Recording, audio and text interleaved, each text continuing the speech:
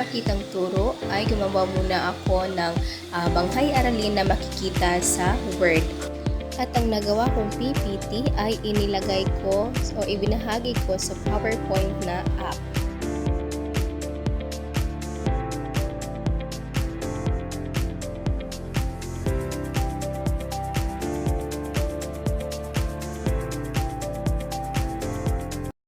Lahat na tumayo para sa ating panalangin na pangunahan ni Binibining Maria Priscilla. Amen. Amen.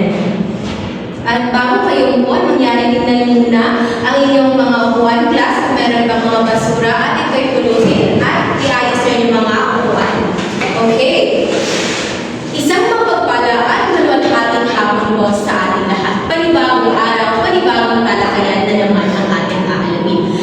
Ngunit, ako po, si Binibining Alchay Amaran, mangyari tawagin niyo akong Teacher Elch na magiging guru ninyo sa hapong ito. Okay? Kumusta kayo, class? Mabuti naman po, ma'am. Okay? Kapag sasabihin ko, magandang hapon, class, tatayo ang lahat at sasabihin, magandang hapon, Binibining Amaran, magandang hapon, Binibining Amaran. Nakuha ba, class? Yes po. Ano nga yung pagsasabihin kong nakuha ba? Aba, syempre. Diba? Okay? Nakuha ba, class? Aba, siyempre. Okay? Magandang hapon, class. Magandang hapon, Binibining Amaran. Magandang hapon, Binibining Amaran. Okay? Magandang hapon. Nangyari mo muna ang lahat. At ngayon, bago tayo magpatuloy sa ating talakayan, sino nga ba muna ang lumiban sa ating klase ngayong hapon? Wala po, teacher. Okay, at kung wala ang lumiban sa ating klase ngayong hapon ay mangyari, bigyan natin ng barangay club ang ating mga sarili. Okay, at ngayon, atin munang alamin kung ano nga ba ang ating alitantunin sa klase. Mangyari basahin ng lahat ng sabay-sabay. Alamin ang gawain ang alamin. Respetuhin ang bawat isa. Aktibong Ginawang makikinig sa sa talakayan at gawain sa klase. Laging panatilihin ang kalinisan at kaayusan sa Klase. Okay, maraming salamat. At yan po ang ating alituntunin sa klase ngayong hapon. Naway, ating itong magampanan at ating gawing responsable mga mag-aaral ngayon na nakikinig kayo sa ating talakayan. Okay ba? Naunawaan ba, class? aba. Siyempre. Okay, balik na. Naunawaan ba, class? Aba, siyempre. Okay. At ngayon, bago tayo ilako sa ating talakayan, ay magkakaroon muna tayo ng isang activity. At ngayon, meron akong mga larawan dito na kung saan ay mangyari. Tingnan niyo muna ng maigi kung ano nga ba ang ipinapahiwatig ng mga larawan na nasa harapan ninyo. Okay? Naunawaan ba? Aba, siyempre. Okay. Sige. Ganito. Unang larawan.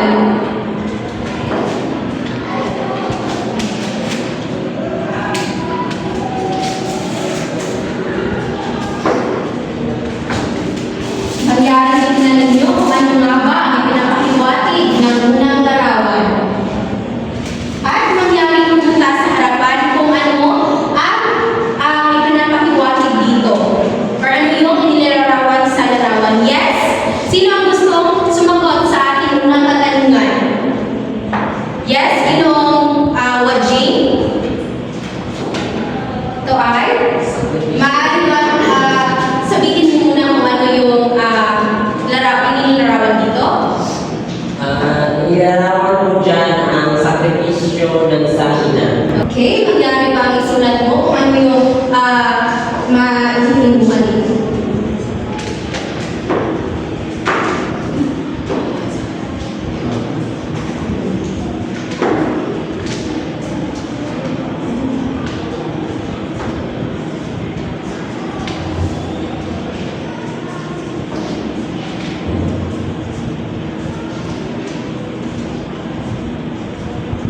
Okay, ang sagot ni Ginoong Wajin ay magbabasakripisyo, di ba?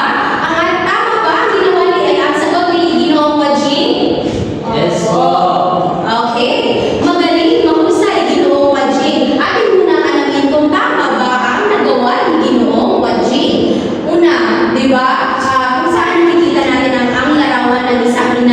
naglalaba or nagsasakripisyo siya kahit na nandun yung mga kanyang mga anak. Diba sa ating mga ina, nakikita natin na sila talaga ay nagsasakripisyo para sa kanilang anak. Okay?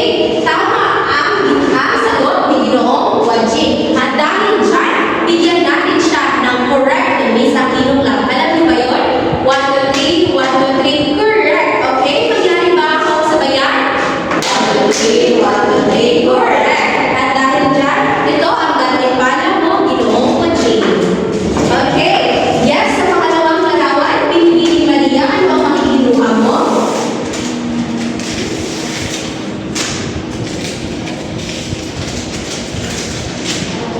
Yes, nangyari niyo kayo? Ito po ay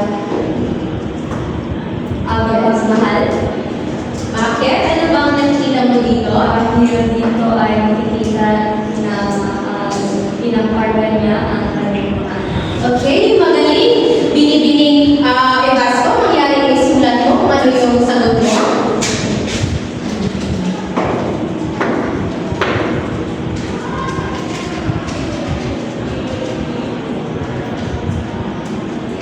Okay, ang sagot ni Binibining Ebasko ay mapagmahal.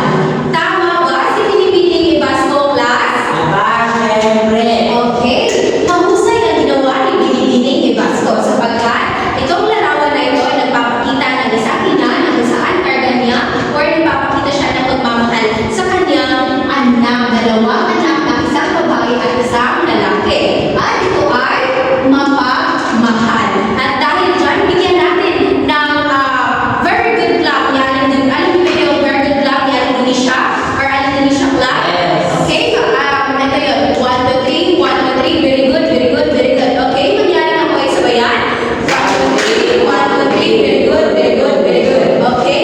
At dahil dyan, ito yung gantimpala mo, Binibining Ebasko. At ngayon, class, sa tingin niyo ba, ano ba yung una-una dito na inapahiwatig na emosyon na isa na or yung mga larawan na nandito? Yes? Ginoong Wajing? Sabihin ko po ito po ang pagmahal. At, sige, sa tingin mo ito ay yung una, pagmahal, pangalawa, mapag-sakripisyo. Okay, tama ba? Maraming salamat, Ginoong Wajing. Okay, tama ba? Ang sinagot ni Ginoong Wajing? Aba, syempre. Okay, atin itong alamin. Ang ginawa ni yung sinagot ni Ginoong Wajing na kung saan ang unang nagpapakita or yung antas na or yung emosyon ay pinapaniwatin ay yung mapagmahal. At pangalawa ay mapagsakripisyo. Tama ang sinabi ni Ginoong Wajing. Diba? Makikita natin dito na kung saan ang isang ina na siya ay mapagmahal. Dahil sa kanyang pagmamahal ay makakagawa siya or makakaroon siya ng sakripisyo or magkakaroon siya ng mga gawain na kung saan maaari siya ng sakripisyo para lamang sa kanyang mga anak. Ganyan din ba yung mga magulang, class? Yes po, teacher. Yung class, ano kaya ang ating tatalakayin ngayong hapon ito? Okay? Yes, Ginoong Wajing?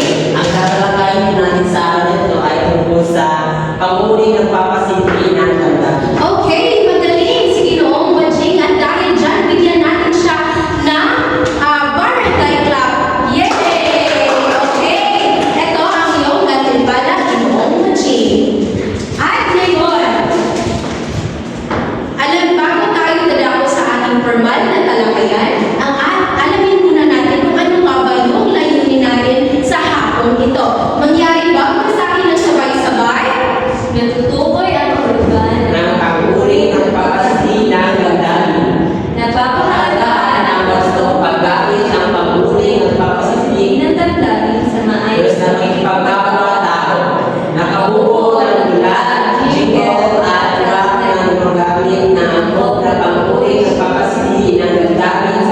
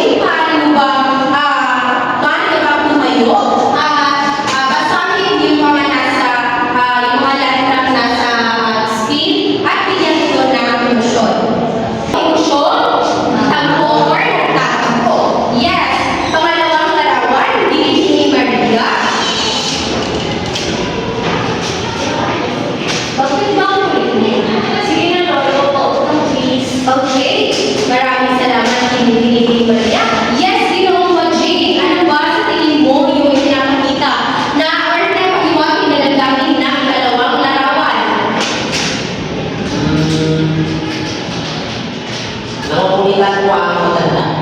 Okay?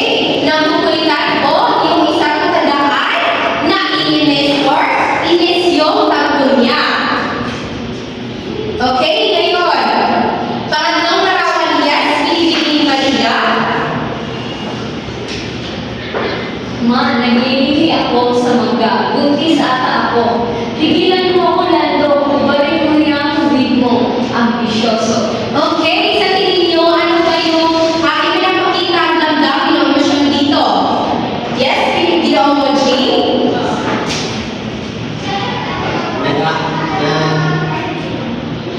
Nag-aasar. Okay, nang-aasar. O, sa pagsasabihin ng ma, naglilihi ako sa mangga. Buntis ata ako. Tigilan mo ako, Lando. Kubalik mo yung wig mo, ambisyoso. Ito ay nagpapakita ng isang babae or isang babae na siya ay nakipikon. Okay, natuwaan ba class yung mga halimbawa? Yes. Aba, syempre. Okay. At kung naunawaan yung class, ito yung ginagawa natin kanina. Diba? Yung una ay nagtatampo. Pangalawa, yung inis. At pangatlo ay likod. Na kung saan makikita natin ang isang emosyon ng isang tao na nagpapakita ng pagpapataas ng level. So, ano yung nasa mababang na level ng pagpapahayag ng emosyon? Or pagpapahayag? Ha? Tampo.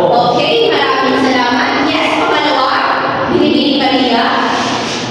Inis. Okay. At yung pangatlo naman, ito ay likod. Diba? Meron kayang makikita natin na merong pagpapataas ng damdamin na pinapaliwanag ng isang tao. Okay, class, natuwaan niyo ba? Yes, syempre. Okay, ano nga rin ito sasabihin ko? Naunawaan niyo ba? Aba, syempre. Okay. At ngayon ay ano nga yung tatlong bahagi or yung uri ng antas ng pagpapahayag ng emosyon? Yes, Binibini Maria. Mababa, tatamtaman, antas. Okay, at dahil dyan, may tama pa. At bigyan natin siya ng correct. Hindi sa kinula. 1, 2, 3, 1, 2, 3, correct. At ito yung ganipala mo. Okay. Pagkatang gawain. At magkakaroon tayo ng tatlong pangkat sa ating pangkatang gawain. Ang unang pangkat, maaari ba basahin ang tanong ko? Bumuo ng isang saklong natura tungkol sa pagpapahalaga sa tao hinahangad gamit ang hambog na pag-uri na nagpapakita ng damdamin. Pangalawang pangkat na panuto. Bumuo ng isang stanza ng jingle na nagpapakita ng pagmamahal at pagpapahalaga sa iyong ina. Gamit ang mga May 20 puntos at ang lahat ay nakakuha ng perfect. Tatlong pangkat na magagawa nila ay makakabuo sila ng isang stanza na rap na nagpapakita ng pagmamahal sa sarili. At ito ay makakaroon lamang ng 2 minuto na paghahanda at 3 minuto para ipresenta ang inyong mga gawain. Ngunit bago yan, ay alamin muna natin ang ating mga rubrics sa kampong ito. Yes, pari bang basahin na sabay-sabay?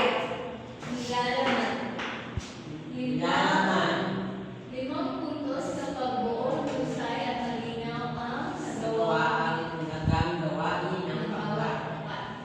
3 Tatlong puntos mapapahusay na isagawa ang tinalagang gawain.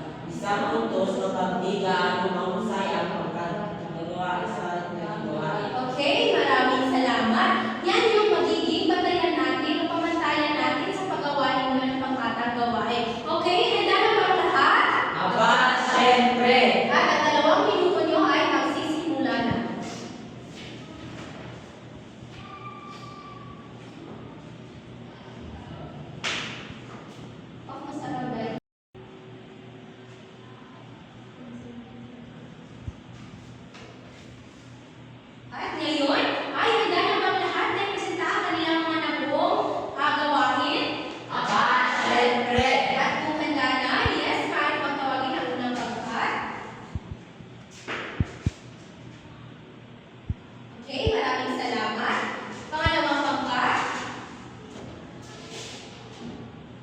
Okay,